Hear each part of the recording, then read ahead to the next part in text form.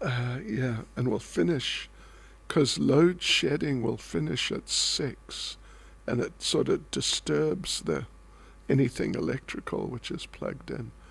So we are going to stop like 5 to 6.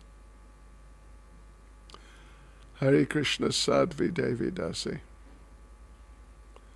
Haribol. Udachevam.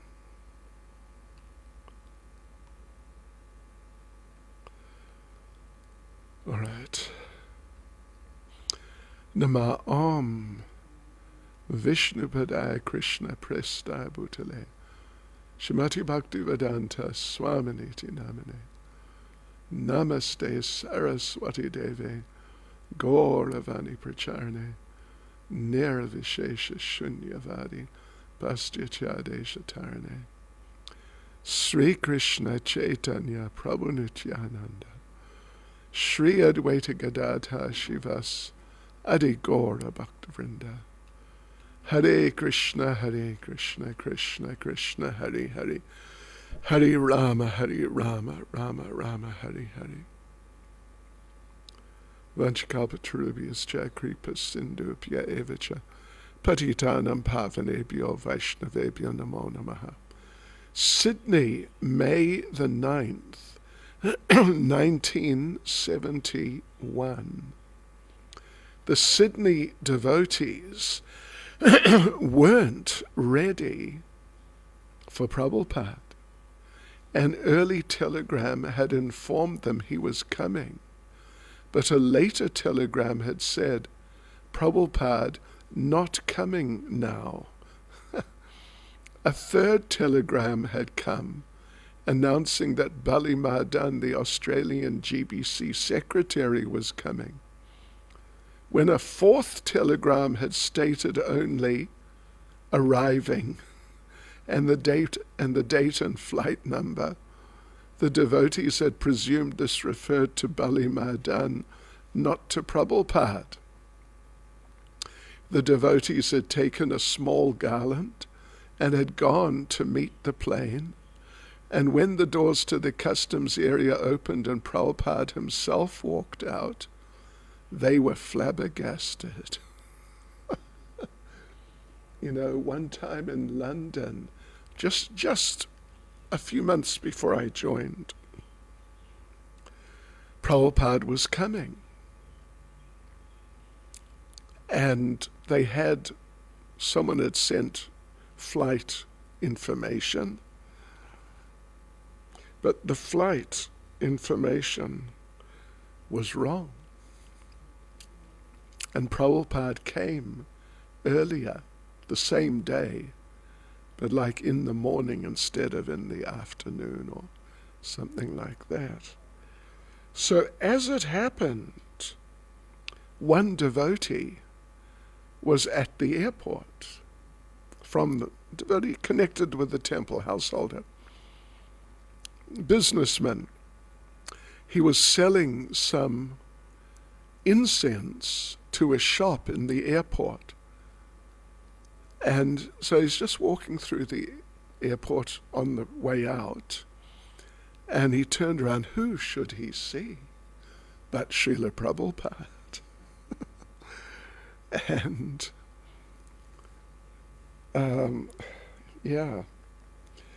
so he greeted Prabhupada and, they walked out to get into the incense business van, which smelt overpoweringly of incense, like literally tons.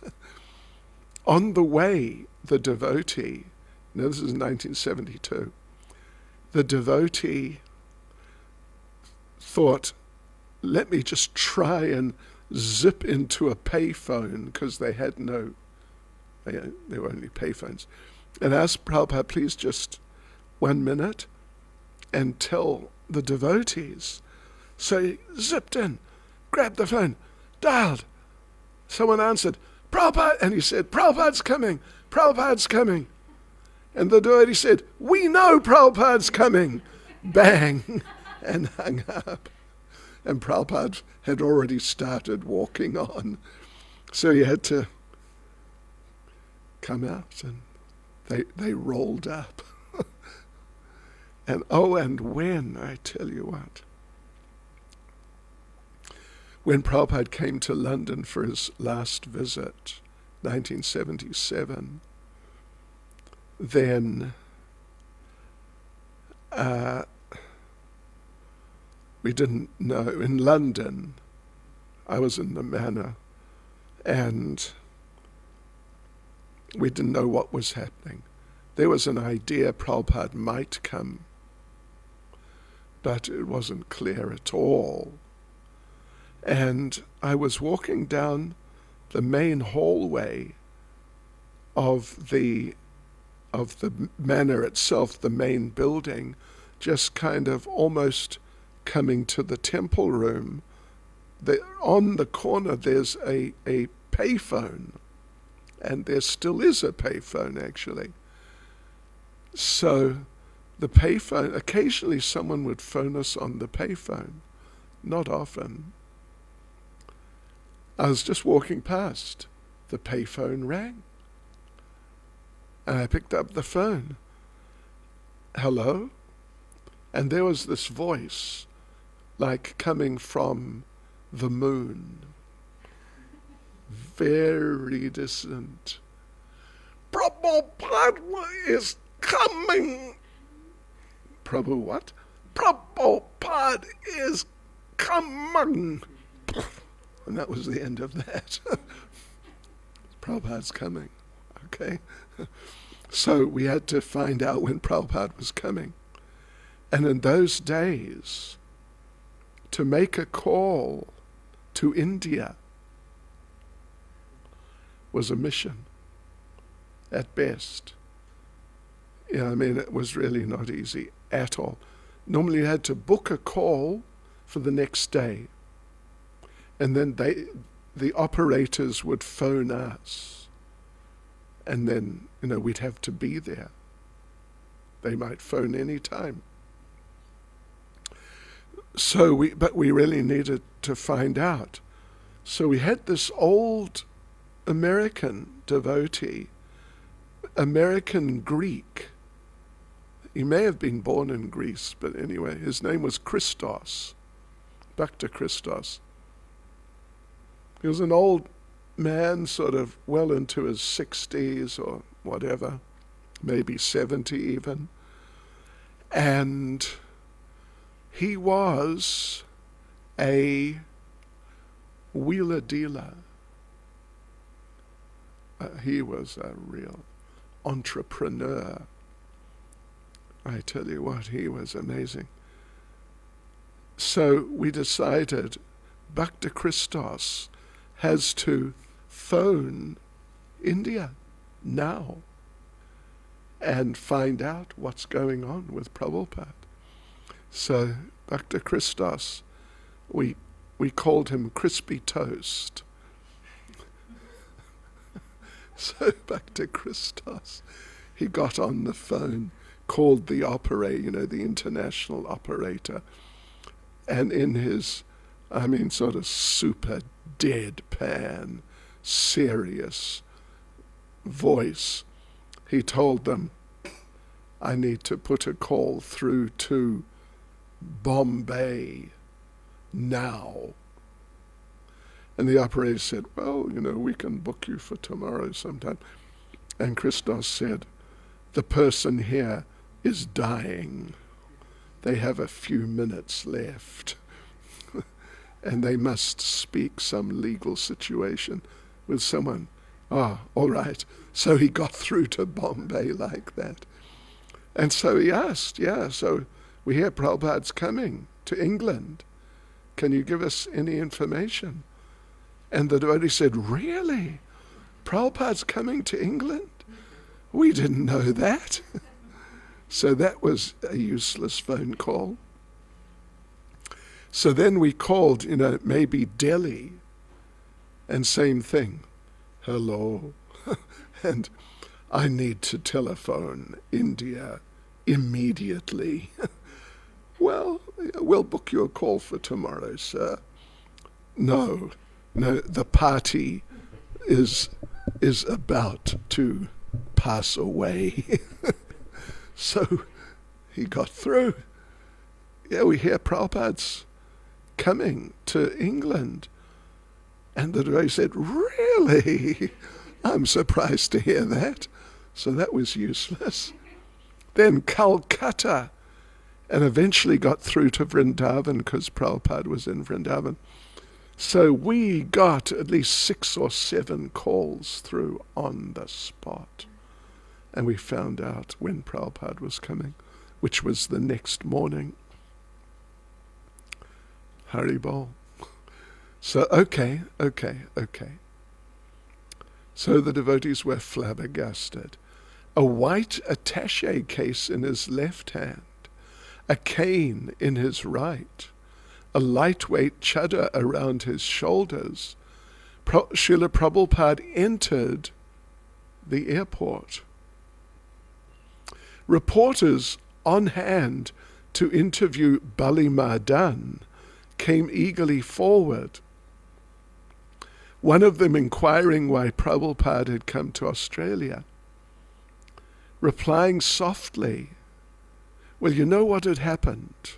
Prabhupada flew from Kuala Lumpur, because that's where he was yesterday. And he flew to Singapore. And he was meant to enter Singapore and do some programs in Singapore. But they would not let him into the country. It's the only country that I'm aware of where Prabhupada was refused entry. Anyway, okay, so he stayed in the airport for 16 hours or some long time, and then just flew on to Sydney. That's where he is right now. So, yeah. So Prabhupada's tired. Replying softly, Prabhupada said he traveled everywhere, just as a salesman travels everywhere. A salesman looks for customers wherever he can find them. And Prabhupada was traveling, searching for anyone intelligent enough to accept his message. There is no difference in coming to Australia, he said. The governments have made a demarcation. This is Australia, but we see everywhere as the land of Krishna. One of the devotees hurried to phone the temple. Prabhupada is coming. Like Prabhupada's original temple at 26 2nd Avenue in New York, the Sydney temple was a one-room storefront on a main business thoroughfare. On the storefront's plate glass window, one of the devotees had painted a picture of Radha and Krishna. Prabhupada entered the room and found it bare, except for a simple wooden altar with 3-inch Jagannath deities and a big cloth-covered Vyasasan. An old rug hid the floor. The blue haze hanging in the air was smoke from the downstairs kitchen, where a devotee was frantically burning cumin seeds to spice Prabhupada's lunch. Prabhupada remained grave as he walked deliberately to the rear door and looked outside. But when he saw garbage and boards stacked high against the building, his gravity turned to sternness. What is all this, he asked. Someone tried an explanation. Unsatisfactory. A devotee brought a glass of milk.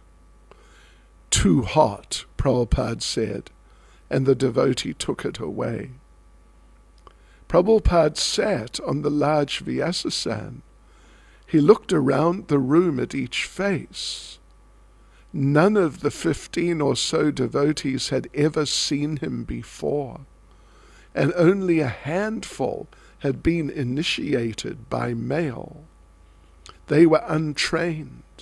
The carpet was dirty, he said. It should be replaced. And why were there no flowers on the altar? He had brought Radha and Krishna deities, but before the devotees could begin their worship, everything must be very clean. The devotees would have to become Brahmins before they could worship Radha and Krishna. These devotees, Prabhupada saw, knew little of Krishna consciousness.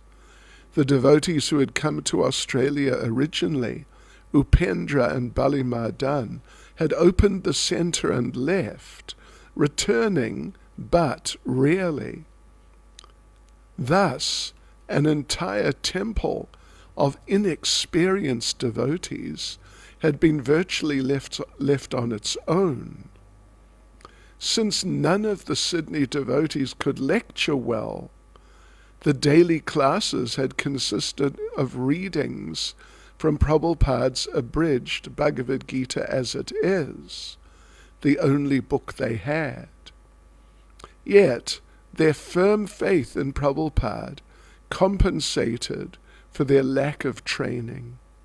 They accepted him as a pure devotee, directly in touch with God, and they accepted his books as truth, and Krishna as the Supreme Personality of Godhead. But many practical things they didn't know, such as how to cook, lecture, and worship the deities. They knew Prabhupada wanted them to chant Hare Krishna publicly and distribute Back to Godhead magazines to the people of Sydney. And this they did daily. Despite frequent arrests, they continued with their Sankirtan. Sincerity they had, they only lacked training. A devotee brought Prabhupada his lunch, poorly cooked, the chapatis half burned, half raw, the vegetables wrongly spiced. Prabhupada rebuked the cook. If you didn't know how to cook, why didn't you tell me? I can show you. And he went into the kitchen. One of the cooks had tried to make kachoris and had failed. Although she knew that the dough had to be rolled thin, the filling put in just right, and the edges folded over precisely, neither she nor any of the other devotees had been able to do it.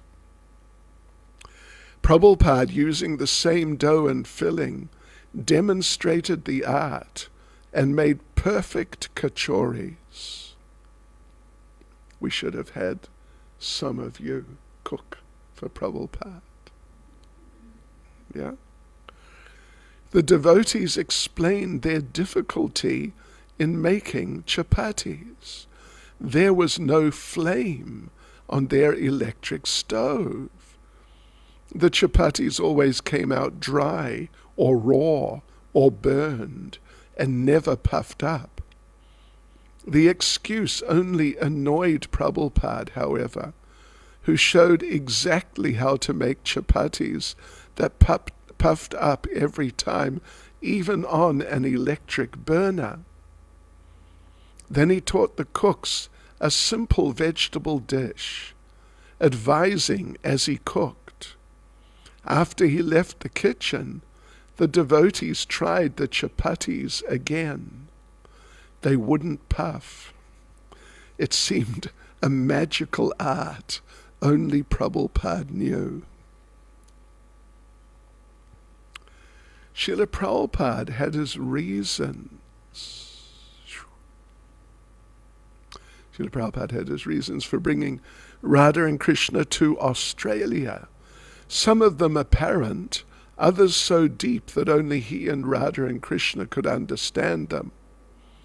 Of course, he was always expanding his movement, of which deity worship was an important part.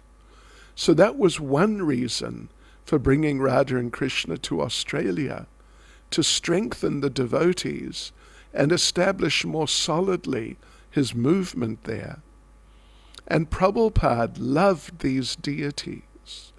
They had presided over the Bombay Pandal, and when they hadn't been on stage, he had kept them in his room, where he could look at them during the day.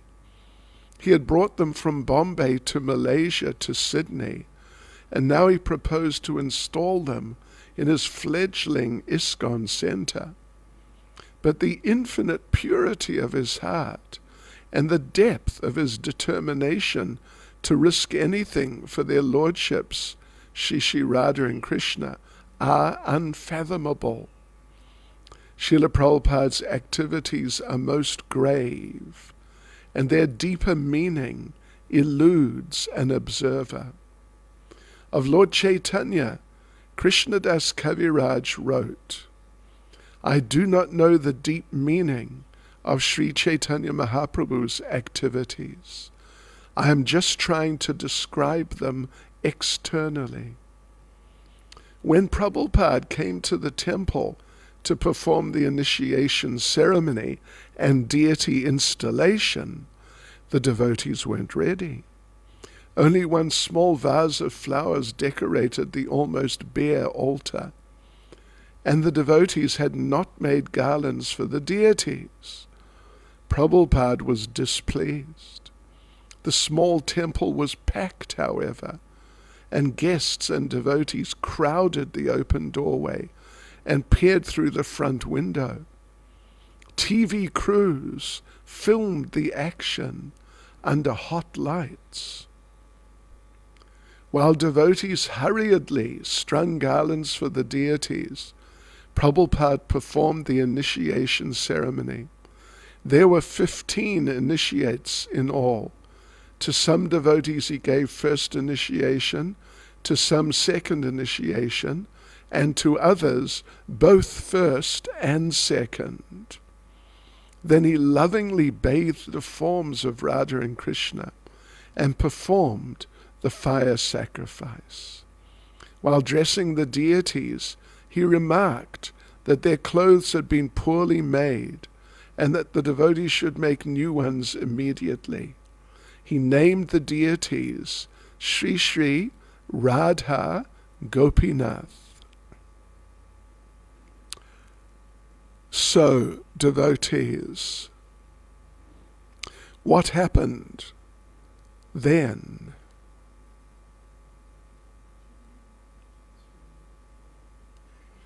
Tune in tomorrow night. Oh, okay, tune in Monday night then. Tune in. It's wonderful. Hare Krishna. Srila Prabhupada ki jai.